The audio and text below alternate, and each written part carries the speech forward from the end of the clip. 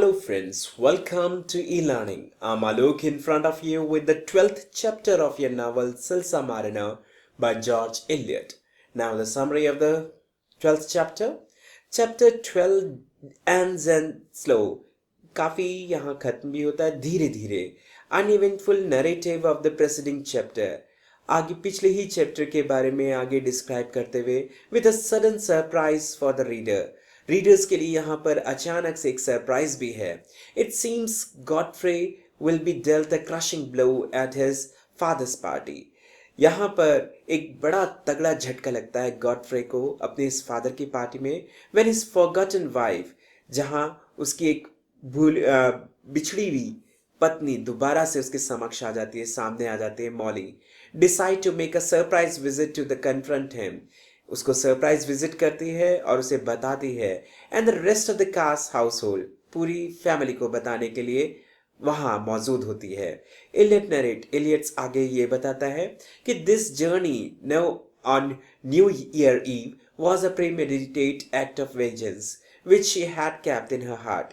कि ये जो उसकी जर्नी थी, ये उसकी एक ऐसी जर्नी थी जो उसके हृदय में हमेशा के लिए भर के रह गई गॉडफ्रे के लिए. इन अ फिट ऑफ पैशन, और गॉडफ्रे के लिए ये एक फिट था पैशन का.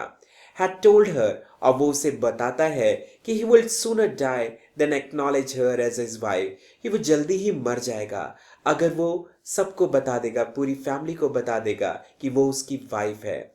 Molly decide to make the long trip in the bitter cold by foot.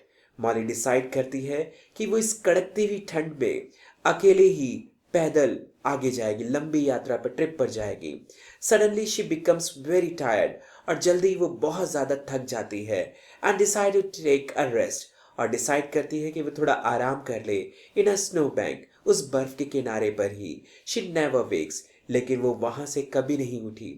Her 2 year old daughter, और उसकी जो 2 साल की बेटी थी, silently crawl outs of her dying arms, और उसके हाथों में से धीरे से निकल जाती है, उसके मरते हुए हाथों में से. And venture into the homes of Silsa, और सिल्सा के घर के अंदर पहुंचती है, सिल्सा मारिना के. Where the door is open and a warm fire is crackling, जहां दरवाजा खुला होता है और गर्म आग जल रही होती है.